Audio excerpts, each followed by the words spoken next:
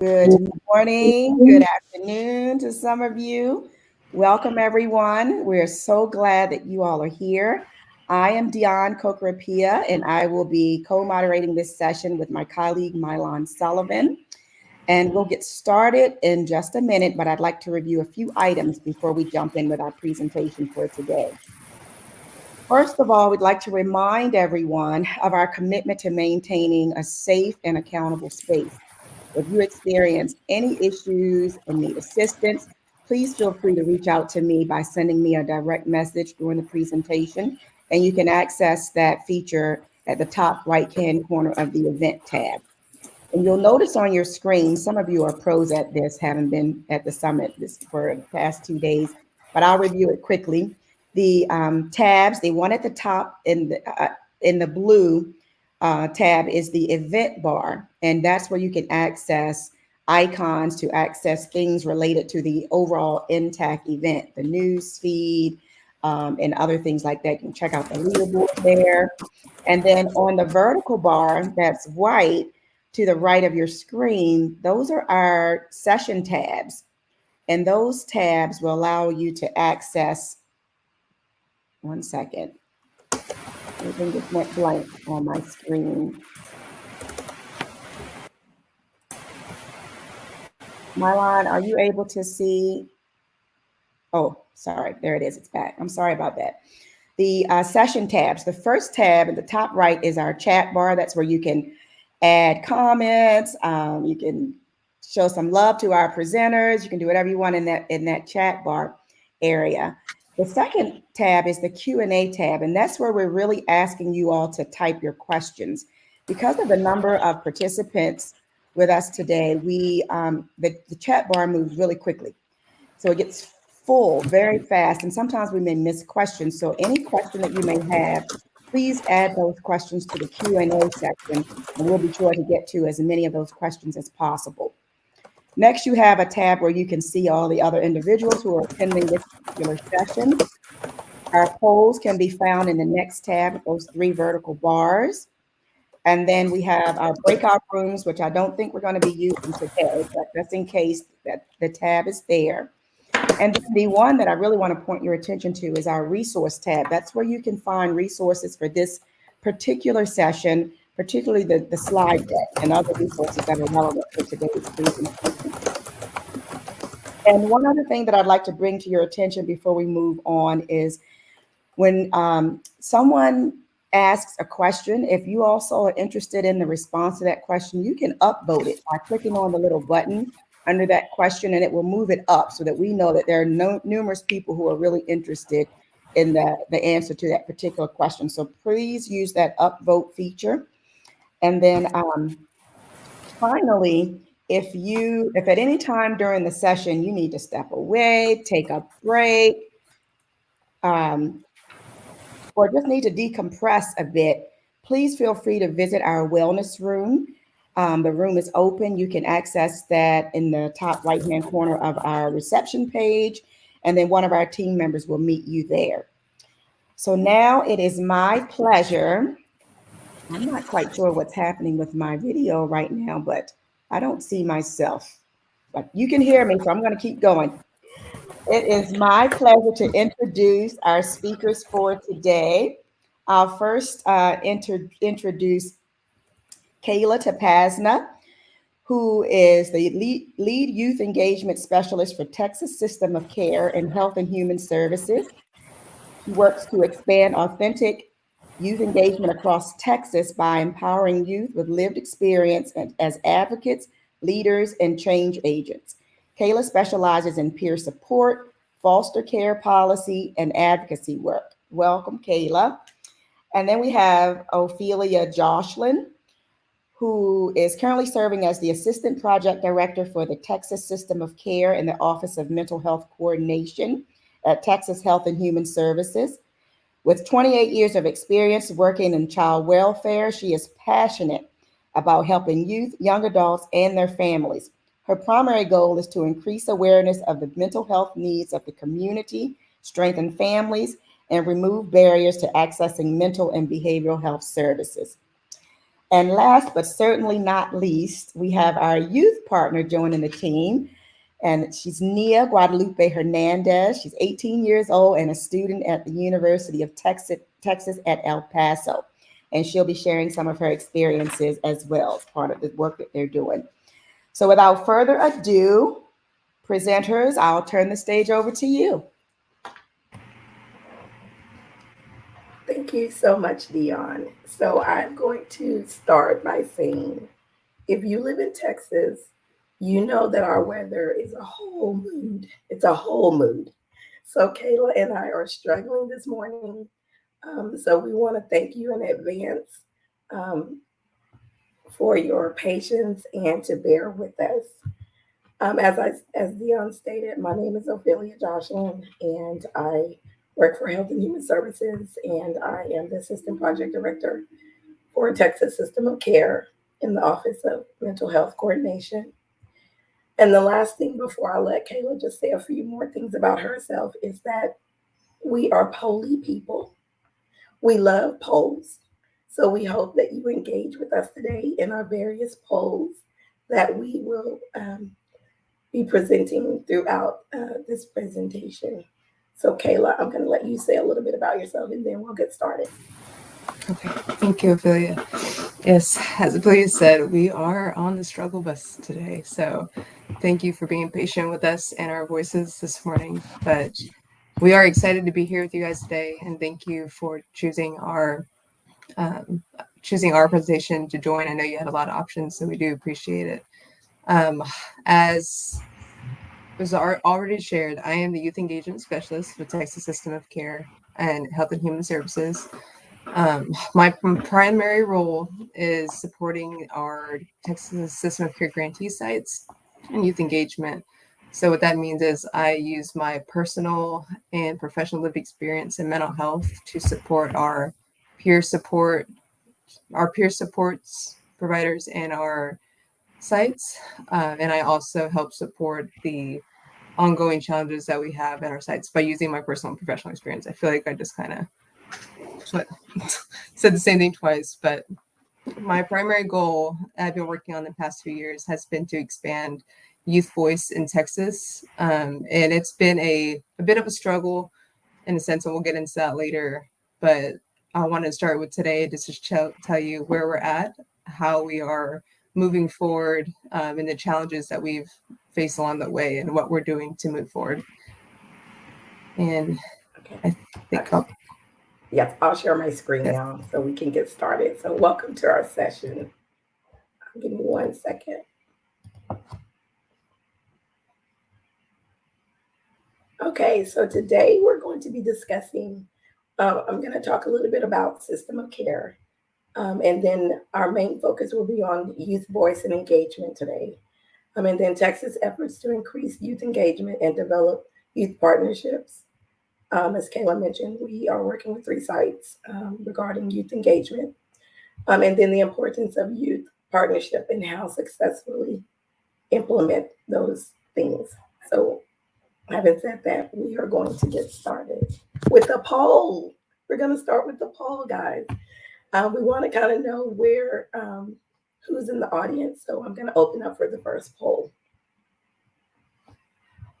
So if everybody can select kind of what best describes you today.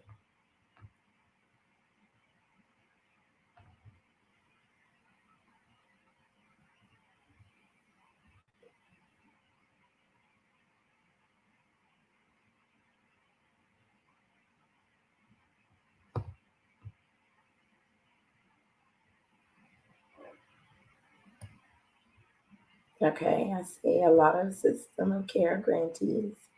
That's awesome.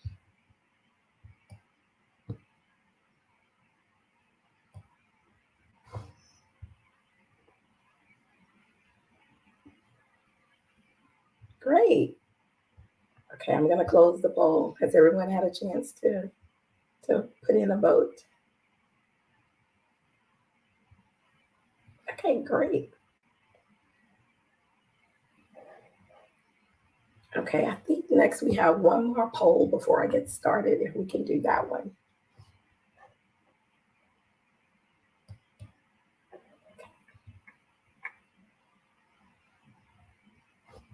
So how important do you feel youth partnership is to an agency serving youth and adolescents or teens?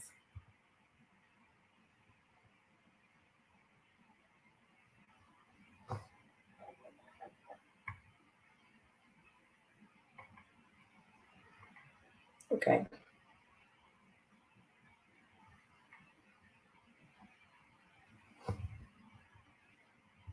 that's awesome. It's definitely extremely important. So we can go ahead and close that poll. And then if you can post the next one, if applicable, what best describes your youth involvement in your agency, organization, or the field that you're in?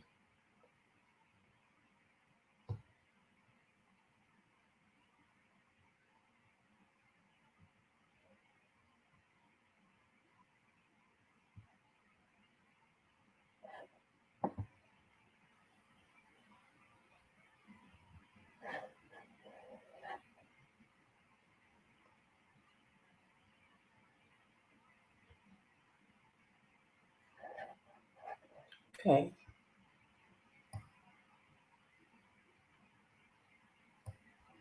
I love that we have a lot that are designed and run by adults who consult with the youth and make recommendations that are considered by adults. I mean, that's a start, right? We would love for it to be youth driven all the way, but we have to start somewhere. Thank you so much. We'll close that poll.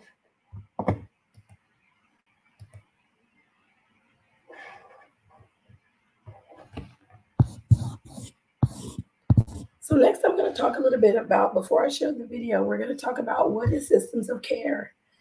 System of care is a framework, and it gets confusing sometimes because I think sometimes people think that we're like an agency that provides services. Well, it's a framework, it's a philosophy for transformation of child serving agencies. System of care was established over 25 years ago to better meet the needs of children, family, and young adults with mental health challenges and their families. A system of care is a spectrum of effective community based services and supports for children, youth, and young adults with or at risk for mental health related challenges and their families that is organized into a coordinated network. So, system of care, it's a network. So, what we do is we partner with the communities and the local mental health authorities on how to route families around in community services. So sorry. Um, it's used across the country to build more accessible, responsive, and effective arrays of services and support. A system of care delivers services and supports within the least restrictive, more normative environments that are clinically appropriate. So those are two like key words, like the restrictive, because when working with families, we want them to be the bus driver, so to speak. System of care provides individualized services in accordance with the unique potentials and needs of each family, child and family, guided by a strength-based wraparound service planning process and an individualized service plan developed in true partnership with the child and family. So with that, I'm going to play a quick video that just gives you another broad overview of how a system of care should work. So without further ado. Growing from an adolescent into a young adult is difficult for many youth. For those with mental health needs, this transition can be especially challenging. Yet through early identification of mental health concerns and by connecting kids and their families with the right interventions and supports, Texas can help youth with mental health concerns take control of many of their symptoms and grow into healthy, successful adults. 1 in 5 youth are diagnosed with a mental illness each year. 50% of people who experience a mental health challenge over their lifetime report symptoms began in their early teens. 75% report symptoms began by the time they were a young adult. The support of a caring parent, adult, or friend can make all the difference. Youth voice matters, and we build on family strengths. All systems collaborate to provide the best care. The youth finds a support system that can include teachers, parents, friends, coaches, or spiritual leaders. Youth have a chance to grow up in their homes, learn in their schools, and thrive in their communities. Mental health needs touch everyone. To learn more, visit www.txsystemofcare.org.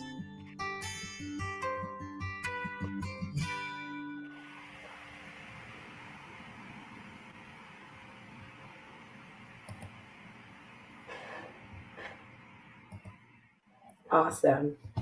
So next, I'm just going to talk a little bit about the Texas system of care. So our purpose is to strengthen the collaboration of state and local efforts to weave mental health supports and services into a seamless system of care for children, youth, and their families. This is a situation that I think we'll forever be working on because families and youth evolve. So it's something that we don't ever want to lose sight of. Our goal is that all Texans have access to high quality mental health care that is family driven. I'm sorry, that is family driven, youth guided, community based, and culturally grounded and sustainable. Our core values are family driven, youth guided, community based, and culturally and linguistically competent. But today we're going to focus on our youth guided portion of our core values. So we have another poll. So our next poll is going to be which best represents your understanding of youth engagement?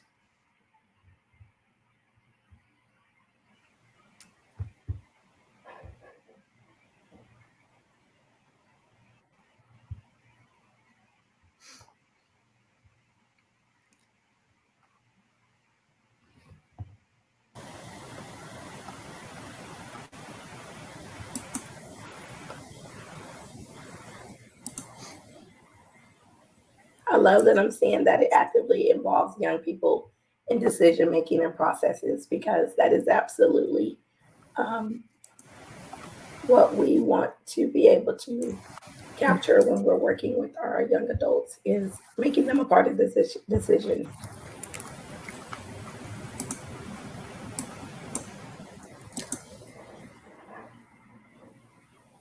Okay, we can close the poll.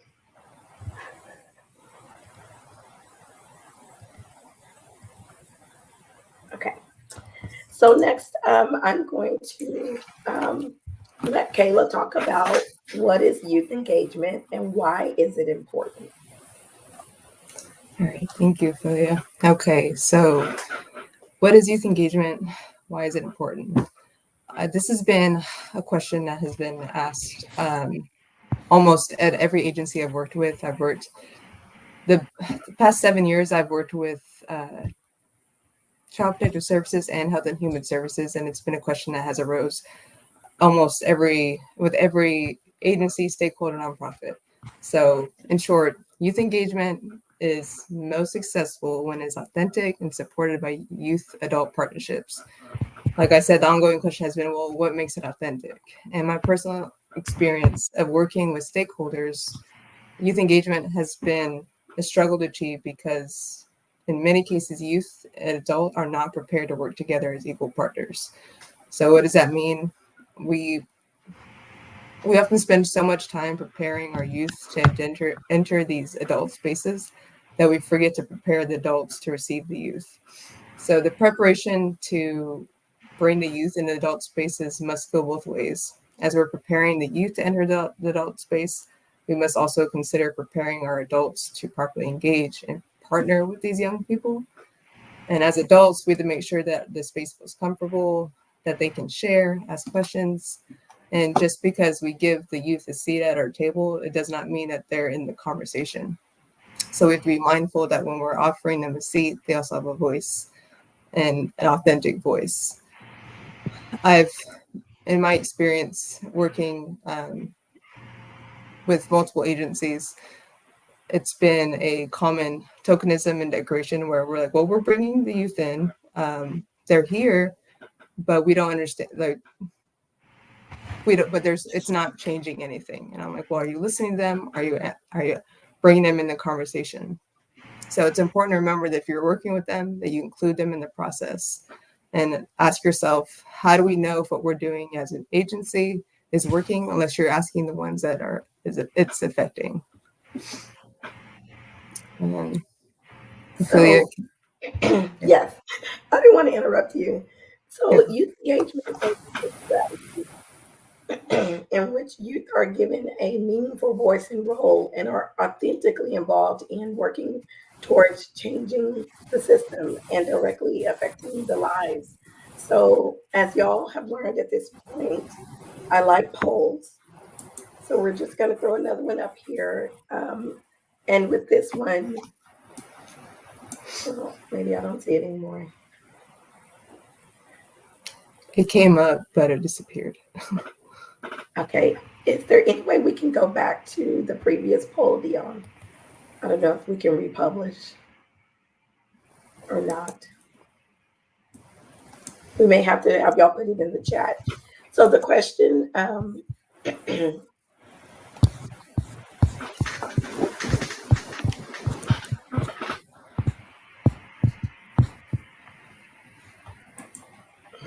second. It's not a presentation without technical difficulties. Let me.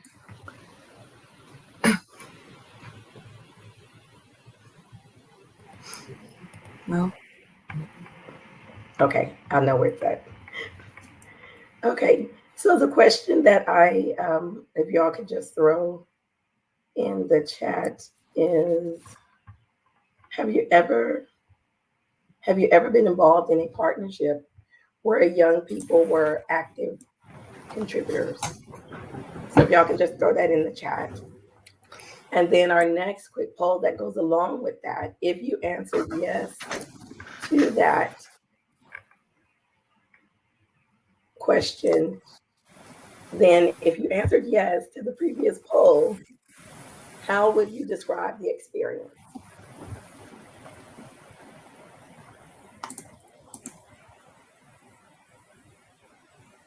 Okay, we haven't never been involved, somewhat effective.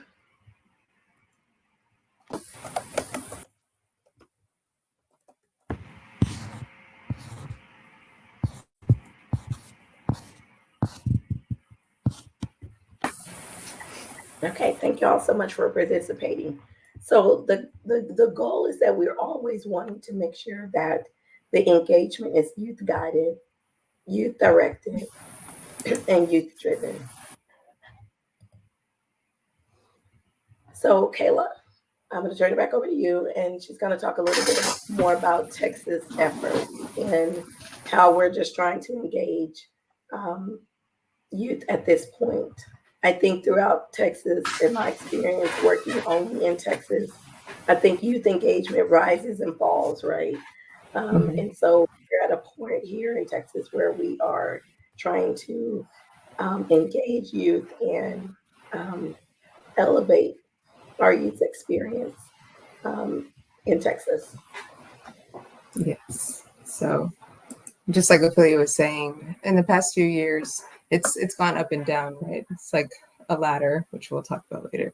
It's a ladder that we have gone up and down up on the ladder of participation. And when we first started out at this grant, we were a little bit higher up in the ladder, and had a big idea about what we could do with the grant as far as our youth engagement. So before we get into that, right now our Texas efforts, as our entire presentation, cultivating authentic youth engagement through youth partnership.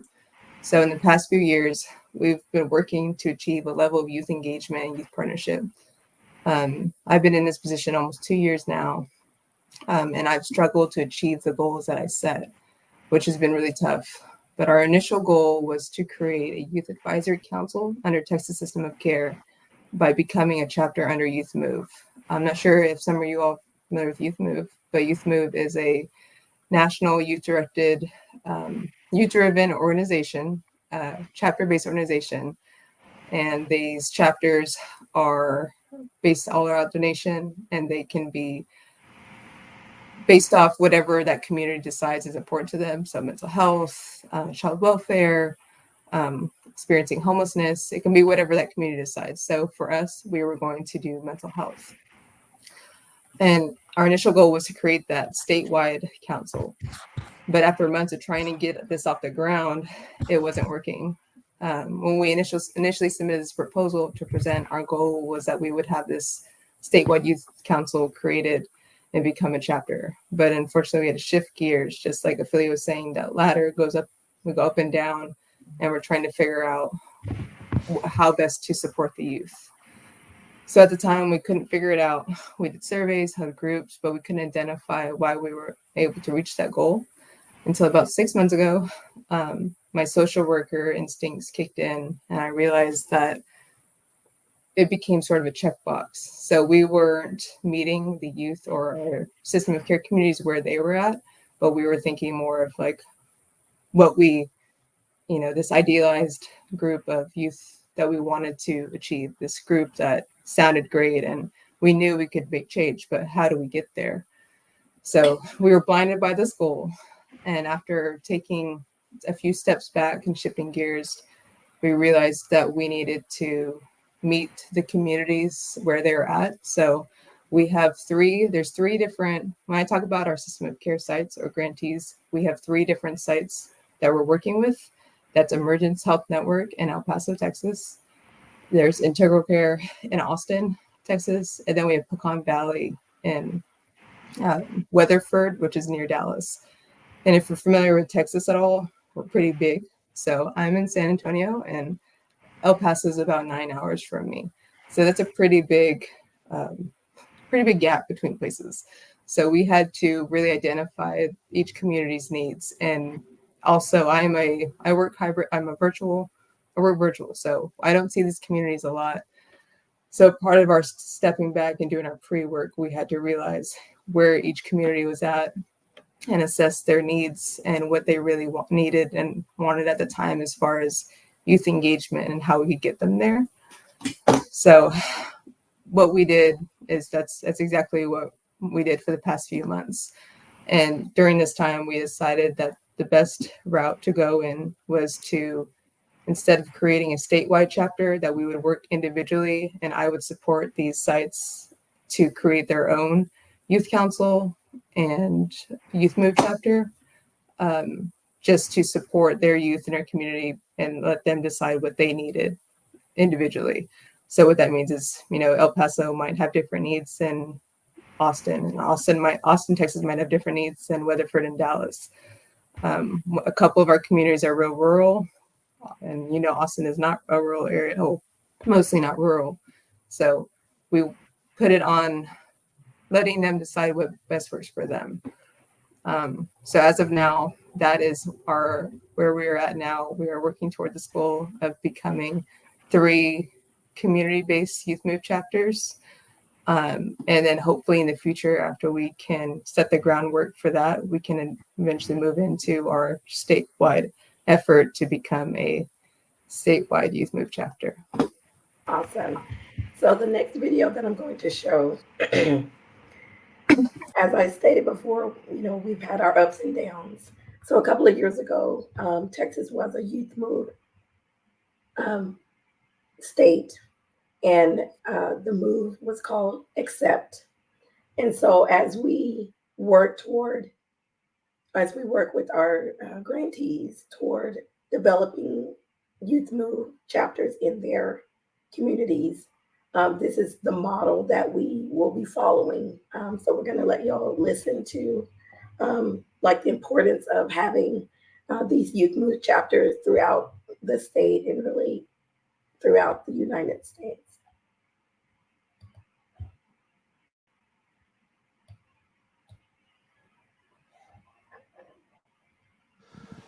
A leader is someone who's able to recognize where the values are behind what's happening. That takes being able to listen closely with one another. That takes me being able to say, what are my values and what are the things I can compromise on? And what are the things that I can't compromise on at all?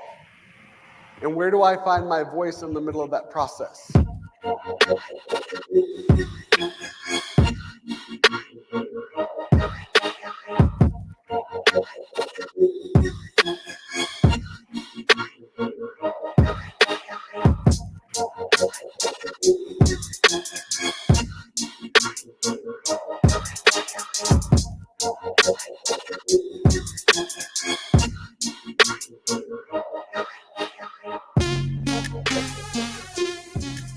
We learned a lot about leadership because that's what Artify was about, leadership.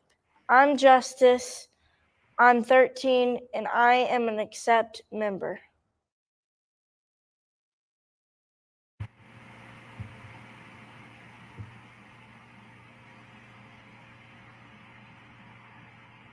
Accept is a group of youth and young adults ages 13 to 25 from across Texas who are working together to try to make sure that youth have what they need to be able to follow their dreams and then be able to make sure that they're able to live healthy, productive lives. So some of the ways we do that are through events like Artify, through annual gatherings, through speaking at presentations, and conferences. There's a lot of ways that Accept gets youth involved. We've reached out to a variety of different organizations, including different juvenile justice departments, different local mental health authorities, different nonprofit organizations. I got involved in Accept because I was going through a lot right before Accept, and I was like, I want to make a change in my life. I want to be a good person and a better person than I am now. Accept is very, very fun, and you can be yourself, and you don't have to like put up a front, like a mask. You can just be yourself and put in your input and say what you want to say, not what this person wants. We're trying to build a sustainable pathway so that young people are heard, so that when they're at the table, their voices are treated as authentic and as meaningful, and as if they're experts, because they are. They know what works, they know what doesn't work, they know what the needs of other youth are, they know the strengths. And if we can capitalize on that, if we can use that experience, then our opportunity to succeed as professionals and make the difference that brought us into these fields is just so much greater.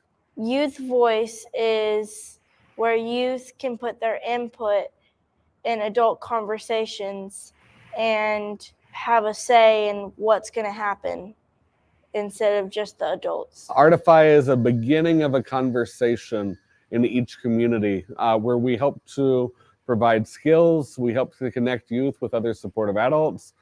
We help to show really that the fine arts can be used as a powerful medium and a channel for creating change in the local community. We're bringing communities and organizations in those communities together in ways that we're wrestling with difficult conversations. And we're not just ignoring the issues, but we're addressing them head on. And we're saying, what is there that we can do to collaborate? We do these activities, and what begins to happen is they suddenly begin to see, you know what, there's a lot of people that have gone through something similar. You have people like A.D. Carson, who is this powerful activist and now a professor at the University of Virginia, who's able to speak to the importance of being able to use your experience to make a difference in your community. Young people are going to inherit the world. I think in order for the world to change in the ways that it needs to change, we need to be listening to the people who are going to inhabit that world. Today, I really kind of spoke about like owning one's own voice. The idea that there may be things that happen in your life or things that you go through that may be embarrassing or may be really difficult to talk about, but there's a way that owning the narration of that story is empowering, and using one's ability to tell one's story then puts that person in the proper position to have a kind of power that doesn't exist without taking control of that narrative. I really hope they took from the talk that, you know, there are ways that you can take a circumstance where you might feel like a victim and turn that into some like semblance of victory. The power of youth voice is that you have this powerful resource that's in your community. You have these powerful leaders in your community, not future leaders, leaders right now who you can develop. You have these experts who know what works and doesn't work. where you are.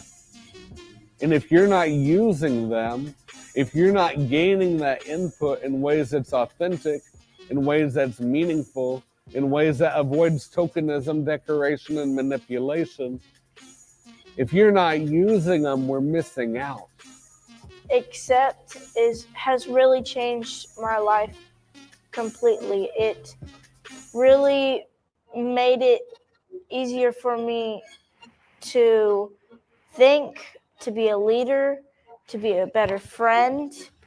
It's helped me a lot. Accept is a group of youth that are making a change and trying to change the world.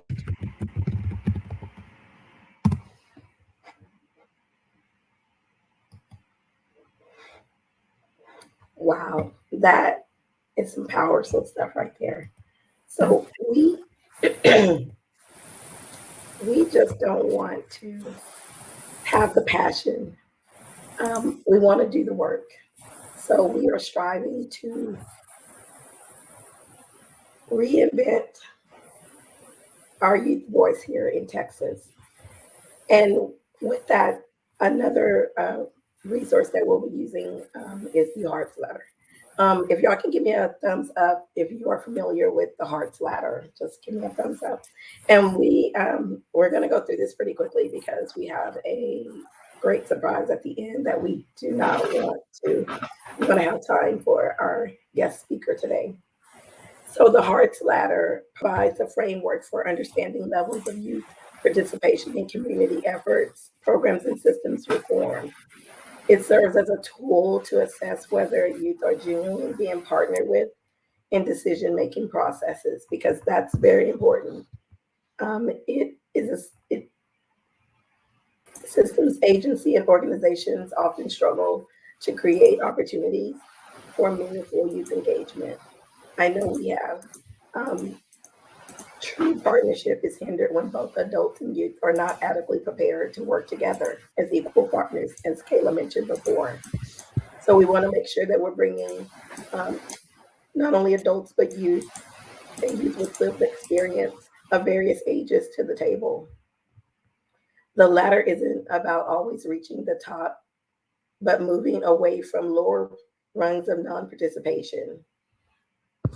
It's essential to recognize the context where higher levels of participation may not be appropriate or feasible initially. Different situations may require different levels of youth participation based on where you are. Lower levels of participation can sometimes be necessary to prepare both youth and adults for more authentic, higher level engagement in the future. So we're not saying like that you can't start out as a meeting with just adults. We're just saying that at some point you have to bring the youth voice in, and for it to be successful, they will have to have a voice in that and help guide the work. The Hearts Ladder uses as a common language for discussing youth engagement as a self-assessment tool, continuously elevating what run is our program on, where are we, how do we aspire to reach our goals, what steps are needed to climb higher and higher. So I challenge you all to think about what your level of engagement, youth engagement efforts are currently existing, like in your communities. Is it about manipulation, or is it true authentic youth engagement, or is it tokenism, as Kayla mentioned before? The Hearts Ladder really expresses that authentic engagement means sharing power and treating youth as equal partners. Nothing for us without us. Like, we use that all the time, but you really like listen and hear and reflect what that really means. It really means that nothing, no laws, policies we should be making for youth without youth. Yeah. If youth are being tokenized and not in leadership roles, their engagement isn't authentic. Yes. Yeah, it's something I've seen Almost every agency, it's, you have those high levels on the rung, but there's also times where there's a lot of agencies that have brought in youth and they're like, well, we're engaging youth. We have them here during our meetings. And we're like, well, what are you talking about during your meetings? Are you using acronyms and words that they understand? And are you breaking it down for them and making it comfortable? Which is kind of what I talked about earlier, the decoration. You don't want to just bring them into the table and have them at the table, but you want to engage them while they're at the table and asking them their input in those authentic ways. And of course, there will be real life situations where different circumstances call for different levels of participation. Certain activities, you might need to bring it down a little or bring it further up, just depending on what you need for that participation in the audience you're working with. Okay, and with that, we're going to do a quick poll. So our next poll question is, what do you think is an obstacle for you to transition from being non-participants to active participants in this youth move?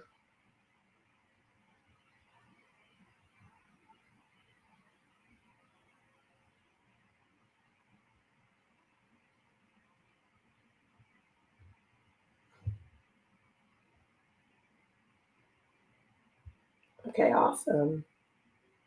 Definitely feeling that their contributions are valued.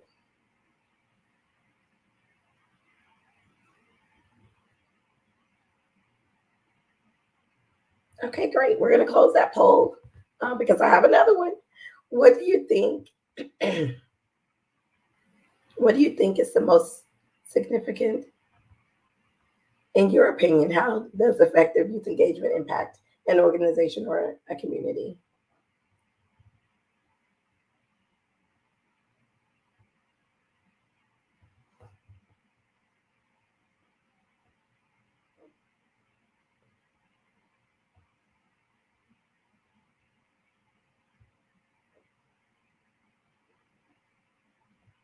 Awesome. All of the above. Perfect.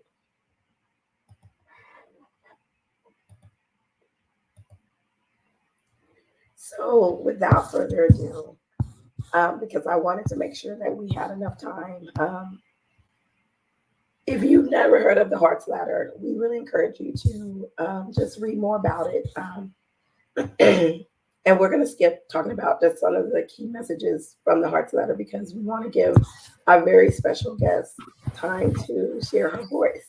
So we are honored to have a guest today. Her name, as you mentioned, Dion mentioned earlier, is Nia Hernandez. And Nia is 18 years old, and she's currently a student at University of Texas in El Paso. She's also a pharmacy technician and is majoring in nursing. And she has an interest to becoming a psychiatric nurse. But in addition to that, and I asked her earlier, I don't know how she does all of this, being a full-time college student. She is also serving on the government's board of Emergency Healthcare Network. So let's everyone give some clap emojis and welcome Nia. Hello. Hi. So my name is Nia Hernandez, and I have been working as an advocate for youth in the systems of care. And my mental health journey started when I was around 6 and when I was diagnosed with ADHD. And I have been very active after I was diagnosed with bipolar disorder, which for those of you who don't know is a condition where you have very high highs called mania, and you have very low lows called depression. So a lot of the time, people who are diagnosed with bipolar disorder, they can cycle through these high highs and these low lows, and it can get in the way of living a normal life. And so my onset of symptoms started in 2020. And also, I forgot to mention, if you guys have any questions at all, please do feel free to put them in the Q&A, and I'm happy to answer as I go along. So my symptoms started occurring in around 2020 when I started to feel symptoms of depression, and it sort of escalated from there into symptoms of mania, which included not sleeping. It included having rapid thoughts. It included, and then I had not been able to sleep. So, with my family had seen a lot of was there was a lot of fear in that time, and there was a lot of confusion. And when I was experiencing all of that, they were there seeing all these symptoms, but we weren't sure what was going on. So we were just trying to get me to go to sleep because I hadn't slept in about 4 days. So I remember sort of going through this period of time where I was sort of trying to fix sort of everything in my life, where I was thinking about what are the solutions to all the problems in life right now and what can I do to fix them. And I was just staying up trying to think of all that.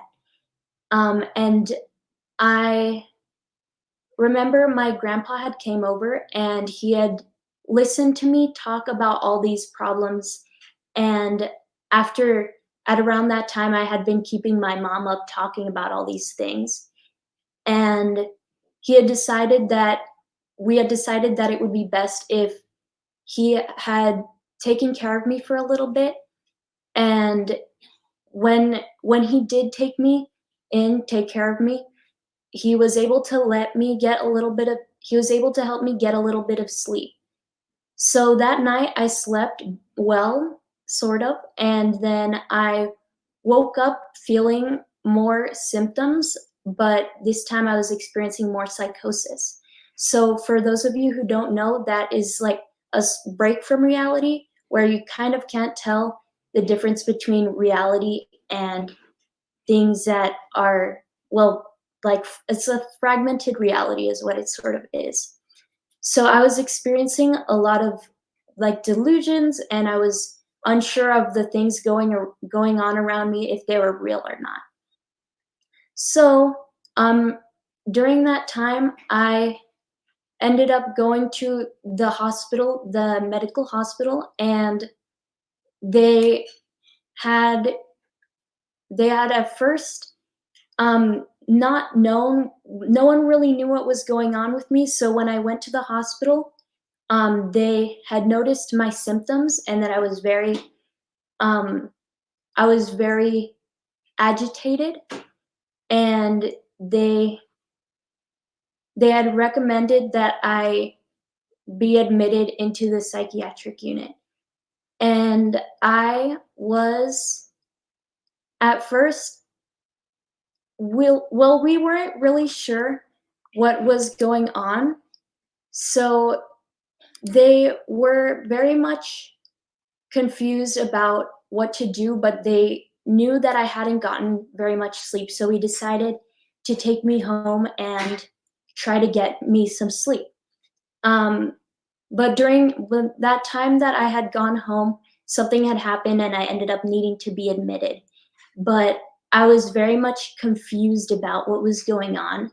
So I wasn't aware that it was what I had needed, and I was very much resistant to going and receiving treatment. And so my mom, I remember she had told me this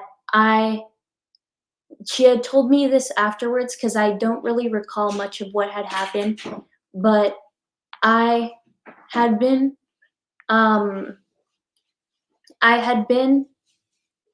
I had not wanted to be admitted, but she had explained to me that these people could help me and that I needed treatment, and she was able to help me get voluntarily admitted. So I spent 14 days in the hospital, and during that time, there was a lot of, so I had mentioned that we weren't sure what was going on, and during that time, we were not I was not entirely informed about what was going on with me. I was just kind of being medicated, and I was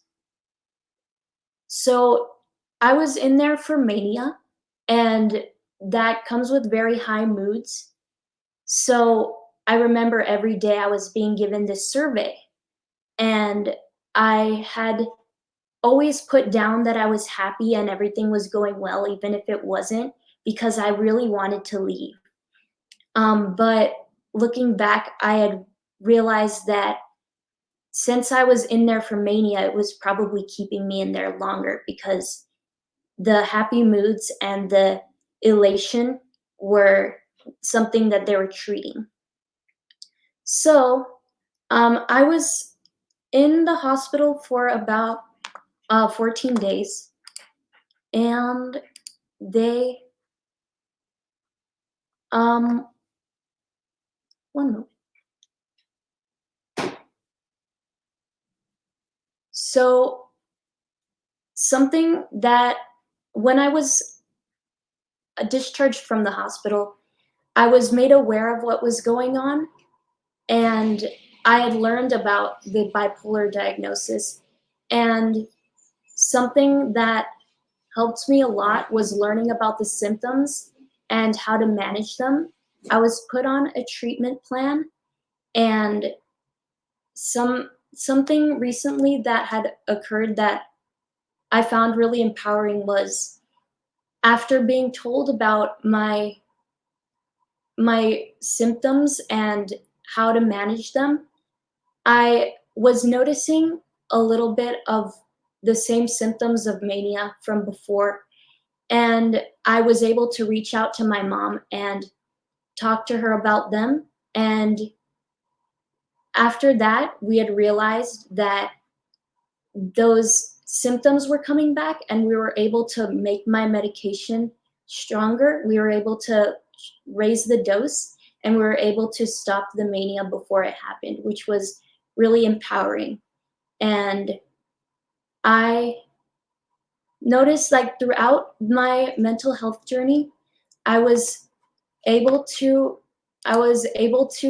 once I was able to learn about the symptoms and the things that were occurring with me, I was able to analyze them and see and become an active part of preventing more symptoms.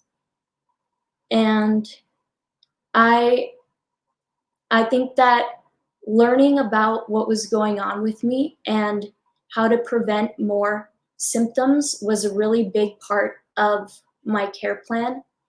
And being educated as a patient was very helpful for me in being empowered in that.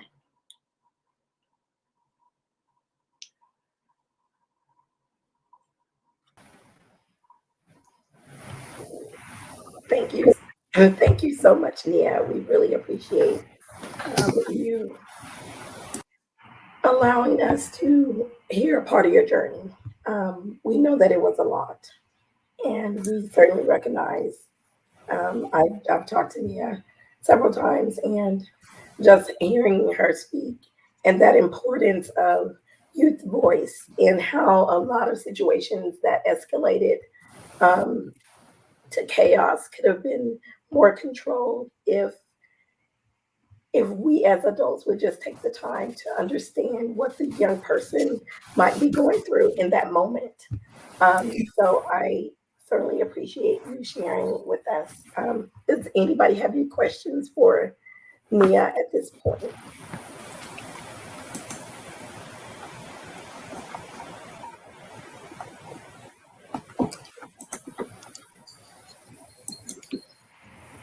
Hello. I didn't see any questions for Nia. I was hoping there would be one. I'm sorry, something is still going on with my video. But thank you all for such a wonderful presentation. And Nia, thank you for sharing your story. We really appreciate hearing your story and what you've been through and how you've been able to navigate the mental health challenges.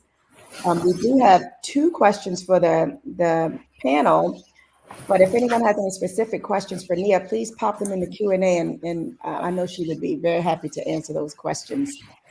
The first question is, how do you get youth peer specialists in agencies across the state? I'm not sure if they're asking specifically about Texas or just in general. There's some feedback going on. I'm going to, if you're not speaking, would you mind just muting? Yeah, perfect. I'm going to just say Youth Move National. If I can figure out how to pop that link into the chat, but Youth Move National is something that I know Kayla utilizes. They are a network that serves um, across the United States in really guiding states in how to engage youth. Go ahead, Kayla. Just pop it. Yeah. No, I was just going to say the same. So as far as getting youth peer specialists in your agencies across the state, I'm not sure. I can't see where you are at. It says Hill Country, so maybe you're in Texas. I don't know. But depending on where you're at, it would vary. So for me, that's a little bit out of my scope, but I would say that the best route, Youth Move, because they are a national youth-driven organization, I would start by asking them if they're familiar with any current chapters that are in your area. And you can also go on the Youth Move website and look to see if there's any chapters. They have a map, and it'll show you if there's any in your state. And usually they have a pretty good idea of if there's any other agencies that have youth peer providers. Here in Texas, the peer providers are the youth peer specialists are really, it depends on the agency. For me, I've worked with peer specialists at CPS, Child Protective Services, and at Health and Human Services. One was legislatively mandated at CPS, and one was granted through Texas System of Care, the grant. So it really just depends, I guess, on the agency. And I know some nonprofits also offer it, but as far as a first step, that's where I would start. But I'm not the best. I am not a specialist in that piece of it. Okay. But I can do some work if you can tell me where you're at, I can do some groundwork and look and see what I can find. Wonderful. Thank you for the response. And we were able to pop the Youth Move National link in the chat, so you can access that there.